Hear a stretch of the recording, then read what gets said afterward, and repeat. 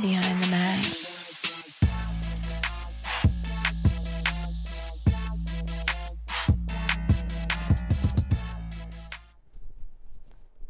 What up, what's happening? It's your boy Takeo Spikes, host of the Behind the Mask podcast. And yep, we are into season 7. And you know what that means? New season, new environment. You see it. All the space. Appreciate the logo over there. And look, bottom line is this. Get ready for still some of the same things that we used to have. Great content by live interviews from some of your favorite athletes, also artists, and people of status. Number 2, get ready for the candid truth. I'm gonna give you my articulation of how I see a lot of these articles out here, and I can read between the lines, and I'm gonna give you my take personally. All right? So make sure you do this before doing anything else. Subscribe to the podcast. Follow on all social media channels at the BTM Podcast. That's what you got to do. House cleaning. So now that we're beyond that, I'll make sure you tell a friend to tell a friend, because that's how we all grow. Now that we got that out of the way, which is very important, let's start with week 3 in the NFL. Listen, we got a lot of 0-2 teams out there. Heading into week 3, oh my goodness. Man, let me give something to you.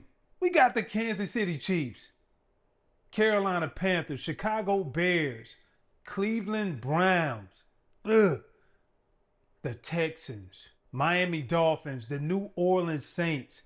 You got the Giants and the Jets. How about that? The Giants and the Jets, both 0-2 in the same state. Sorry, Tutan. And the Titans. 9 teams, 0-2.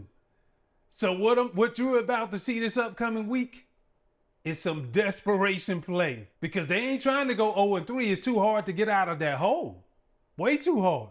So we're going to see some good football this weekend. Believe me when I tell you. Since 1990, only 1% of the teams that had started out 0-2 have won the Super Bowl. If you're a Kansas City Chiefs fan, yes, I would be worried. You should be worried. But I do believe in Patrick Mahomes. I do believe in Andy Reid. You got to start with the receiving core. I know they got 2 starting wide receivers out, and that's a lot. Real talk.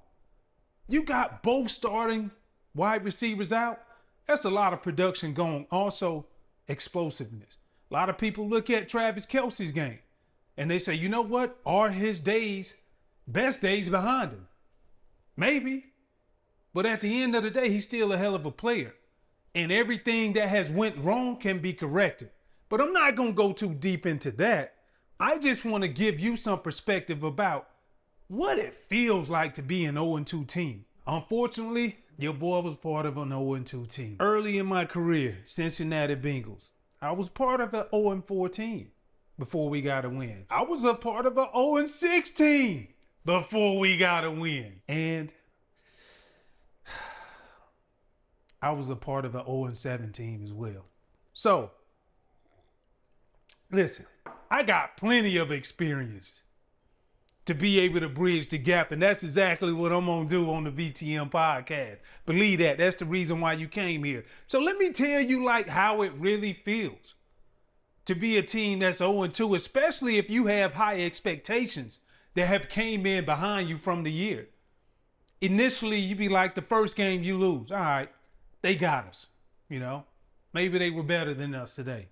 The next week, it's okay.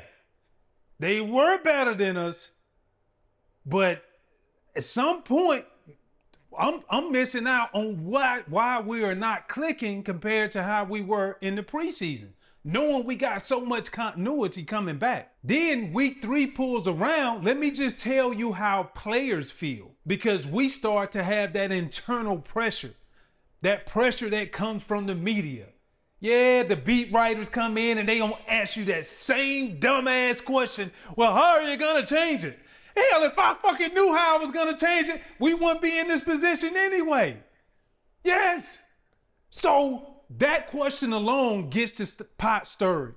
And so now what happens is the lunch don't taste quite as good as it used to. Now you're talking to your homies and you starting to see like, okay, let me see who really prepping. Usually on a Friday, you like, all right, we ain't having no bust on Fridays. No bust. You know every mental assignment. Now it's bumped up 2 days early. Wednesday, the game plan is installed.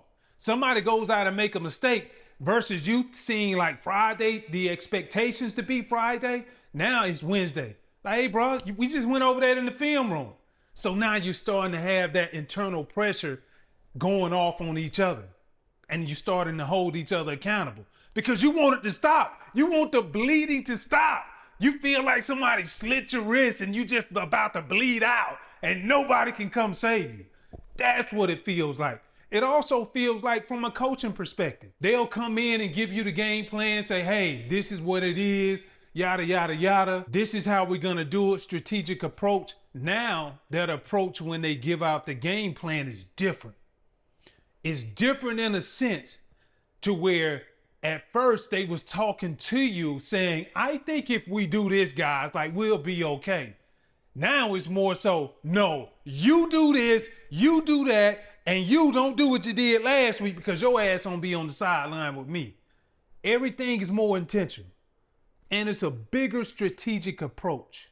And the biggest one is collectively as a group. When you're going through the game and you know if it turnovers is what really like trick you off the prior 2 weeks, a turnover happens now defensively as a defensive player, I'm looking at my offense and I'm like, God damn, bro, you don't throw another pick? Like what we doing? Like, bro, you don't never fumble. You never fumble. Like, bro, come on, man. Why you won't get out of your gap trying to be a hero? Oh, my bad. This is how you always play. And then as a linebacker, you trying to do everybody's job from a run fit. And guess what job you don't do? Yours. Now you going into a gap where your defensive lineman, you used to trust him. So now everybody is just all jacked up. I ain't trusting him. He's looking at me, not trusting me. The secondary is not trusting the front. And then vice versa on the offensive side. You put up a lot of points and then defensively, you can't stop a nosebleed. Now they looking at you. It used to be like, come on, D. Now they looking at you like, hey, man, when y'all gonna show up? And that shit is the worst. Like the worst thing that you can do as a player, you feel from player to player, especially on game day, is to question who we are after we've done a lot for each other. And so while being 0-2, I think about just you press. Like everybody wants to make a play to like stop the bleeding. You know, I go back to week 1 when Chris Jones and Drew Tranquil, they got into each other at the game, during the game, on the last drive of the game. Listen, I don't know what was said, but judging by what I saw, and Drew Tranquil wasn't on that field at the time when Herbert came around on the outside, chances are he probably said something that sparked or irritated Chris Jones. I get it. It's been times, but that's a prime example of you got an all-pro player, future Hall of Famer, and he's trying to make a play for his team, which he's done it plenty of times, and you got a linebacker who wasn't even on the field at the time, and he probably came in and said something. And it was like, man, who you think you talking to? So I'm just saying that's a prime example of like your players pressing to make plays to stop the bleeding. I think about the Cleveland Browns. And the more and more I think about it, they've had some bad breaks. And I know Joe Flacco is at quarterback and he shows signs of greatness at times, and then other times is we just existed. But you know what? Big picture is this. They're 0-2. My fear on the Cleveland Browns, I'm concerned they may go 0-7. May go 0-7 before they see their first win. And the only reason why I say this is because you look at the first 2 opponents, the Bengals. You know they had Joe Burrow. Even though they played a great game, defensively now the Browns are hell. I give them that. They are very good. But I've been on great defenses too. And you can only hold a team out for so long. And then when the other side of the ball is not clicking, that's when you receive those dirty looks. Oh yeah, you receive those. Now, game 2, we saw what happened recently with the Ravens when they played against them. But let me tell you who they got on the schedule. The Packers, the Lions after that. And they have the Vikings. Could be a winnable game. But then you go back inside of conference or division play and you play the Steelers. And then you stay in the AFC and you play the Dolphins. I'm not saying that they will be 0-7, but what I am saying is if they don't get their stuff together, 0-7 will be a realistic dream at the moment. You are what you repeatedly do. I learned that from my big brother, Charles Barkley. So if you're 0-2, you're 0-2. So what you gonna do to change it? What's that little spark, man? What's that fire that you gonna need? Well, since I've been on 4 teams that have started 0-2 plus, I think I could tell you, you might want to look at that quarterback position. Now, I listen, I get it. Dylan Gabriel came in last week. Came in, couple of plays, threw a touchdown, give him props. But, you know, you got to ask yourself, all right, Dylan is in, but at what point are we going to see Shador? Like, seriously, though. And I know he's third on the depth chart. I get it. But I like talking about it. This is good media. This is good shit.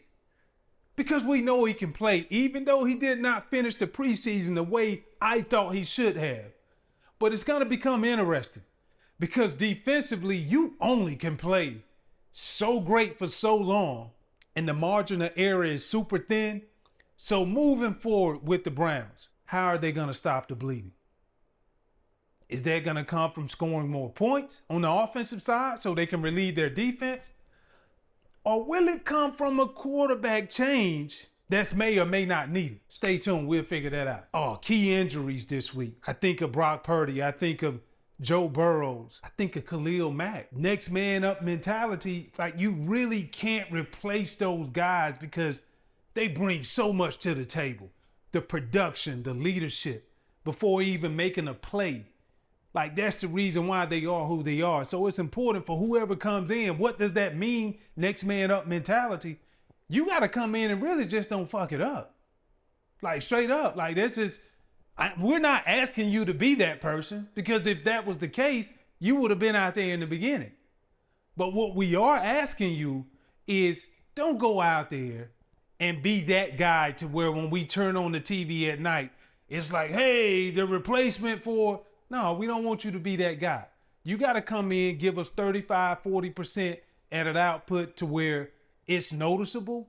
It may not be game-changing plays, but when you can do that, that's that next man up mentality. And then it becomes an epidemic from your team, because now we understand, like, man, even though we know we may not be the starter, but you can plug and play. You can trust me and plug and play and put me anywhere, and I'll be able to produce, and you don't have to worry about me doing my job so you can do your job. We're going to take this to college football. And I'm about to give you Takeo's take on the Big 12 football, the biggest game in the Big 12 this week. Texas Tech versus Utah. This is number 16 versus number 17. Number 16, Utah.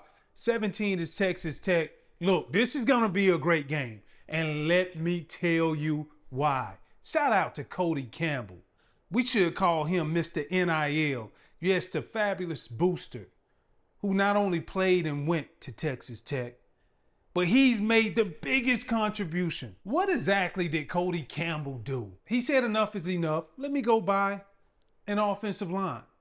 He did that.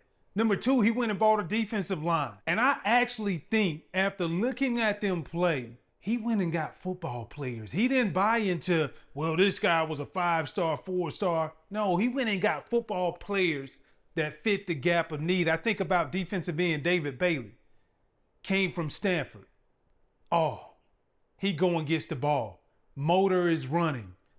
Got a great dip on the edge to get around all offensive tackles. Young man is gonna be a first-round pick. Don't believe me, just watch. Okay, David, don't let me down. Next guy, nose tackle, Lee Hunter. Transfer from UCF. He had the opportunity to go anywhere he wanted to go.